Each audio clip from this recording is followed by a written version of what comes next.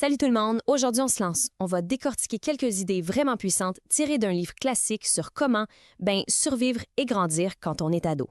Prêt? On y va. Juste pour commencer, une petite question. On a tous déjà vécu ça, non? Être 100% certain d'avoir raison sur quelque chose pour finalement se rendre compte qu'on était complètement dans le champ. Ouf, ça ramène sur Terre, hein? C'est exactement ce sentiment-là qui est au centre de notre première idée. Pour bien comprendre, laissez-moi vous raconter une petite histoire. Imaginez la scène. On est à l'aéroport des Heathrow, à Londres. Une femme vient de s'acheter un café et un paquet de biscuits pour passer le temps. Alors, elle se trouve une place, s'assoit, sort son journal et commence à lire, bien tranquille. Et là, tout d'un coup, elle entend un petit bruit, comme un froissement de papier juste là, à côté d'elle. Elle lève les yeux par-dessus son journal, un peu intriguée, et là, surprise, il y a un homme super bien habillé, assis à sa table, qui est en train de se servir dans son paquet de biscuits à elle. Non mais, elle est vraiment agacée. Mais bon, elle veut pas faire une scène en plein aéroport. Alors, elle fait rien qu'à se pencher et elle en prend un, elle aussi, en le regardant de travers. Et là, l'homme en prend un autre. Ce petit manège continue, en silence, biscuit par biscuit, jusqu'à ce qu'il en reste juste un. Et c'est là que ça devient bizarre. L'homme, il prend le tout dernier biscuit, il le casse en deux, lui en donne la moitié, avec un grand sourire, se lève et s'en va. Pas un mot. Bon, plus tard, une fois dans l'avion, elle ouvre son sac à main pour chercher quelque chose et qu'est-ce qu'elle trouve? Son paquet de biscuits à elle, intact, il n'avait jamais été ouvert. Oups, c'est elle qui mangeait les biscuits de l'homme depuis le début. OK, cette histoire-là, c'est l'exemple parfait de ce qu'on appelle un paradigme. Un paradigme, c'est simple. C'est la façon dont on voit les choses. C'est comme si on portait tous des lunettes, puis nos lunettes, c'est nos croyances, notre point de vue. Pour elle, ces lunettes lui montraient un voleur de biscuits. Mais la réalité, c'était un homme super généreux qui partageait son lunch. Et ce moment précis où elle réalise son erreur, ce moment de « Oh mon Dieu », eh bien, c'est ça un changement de paradigme. C'est quand, d'un seul coup, on change de lunettes et qu'on voit tout, mais vraiment tout, d'une autre façon. OK, c'est super intéressant. Mais qu'est-ce qu'on fait avec ça? On va voir comment cette idée de perception peut nous aider à prendre le contrôle de notre propre histoire. En gros, comment on passe du mode réactif au mode proactif. Réactif, proactif, c'est quoi la différence? Imaginez, les gens réactifs, c'est comme des canettes de coke. La vie les brasse un peu et ça explose.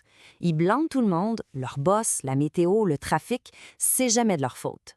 Les gens proactifs, c'est comme des bouteilles d'eau. On peut les brasser, les écraser, rien ne se passe. C'est eux qui décident quand ils s'ouvrent. Ils choisissent comment réagir. Il y a une citation d'Hélène Maxwell qui dit tout. Que j'échoue ou que je réussisse ne sera l'œuvre de personne d'autre que la mienne. Je suis la force. C'est puissant, hein? C'est exactement ça, à être proactif. C'est de comprendre qu'on tient le volant de notre propre vie. Pour voir comment ça se passe, ce changement-là, il y a un petit poème qui l'explique super bien. Ça s'appelle Autobiographie en 5 courts chapitres. Imaginez. Chapitre 1. Je marche dans la rue. Il y a un trou. Je tombe dedans. Je suis perdue. Je me sens impuissante. Ce n'est pas ma faute. Chapitre 2. Je marche dans la même rue. Je vois le trou. Je fais comme si de rien n'était. Je tombe dedans, encore. J'arrive pas à croire que je suis encore là. Mais bon, ce n'est toujours pas de ma faute. Et là, on arrive au chapitre 3, le point de bascule. Je marche dans la même rue. Je vois le trou et oui, je tombe dedans. Une troisième fois. Mais là, c'est différent. Je réalise, c'est une habitude. C'est de ma faute. Et dès que je l'admets, hop, je sors du trou. Chapitre 4. Maintenant, je marche dans la même rue. Je vois le trou. Et je marche à côté.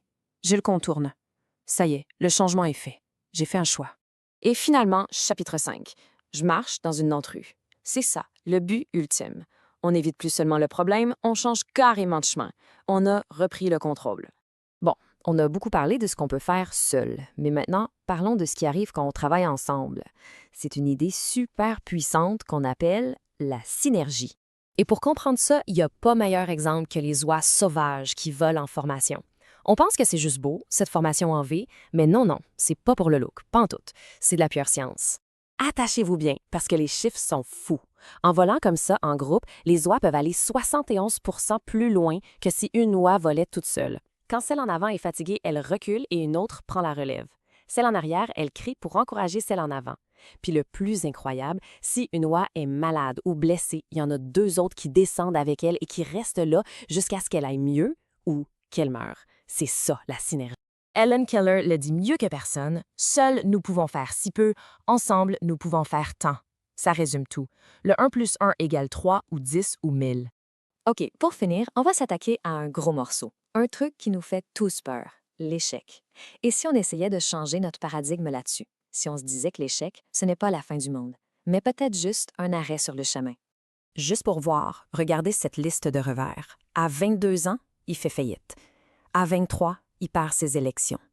À 26 ans, l'amour de sa vie décède. À 27, il fait une dépression nerveuse. Il perd des élections encore à 34 ans, puis encore à 49 ans. Honnêtement, ça ressemble à l'histoire d'un échec total. Sauf que cette personne, c'était Abraham Lincoln. Et à 51 ans, il a été élu président. Chaque échec, chaque claque qu'il a reçu, ce n'était pas une fin.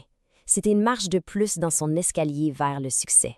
Alors, ça nous amène à la question finale pour la route. Sachant tout ça, sachant que notre vision des choses peut tout changer, qu'on a le pouvoir d'être proactif et que l'échec fait partie du jeu, quelle autre rue est-ce qu'on pourrait décider de prendre dès aujourd'hui? C'est une bonne question à se poser. Si cette analyse vous a parlé, laissez-nous un commentaire pour nous le dire, ça fait toujours plaisir de vous lire et on se retrouve très bientôt.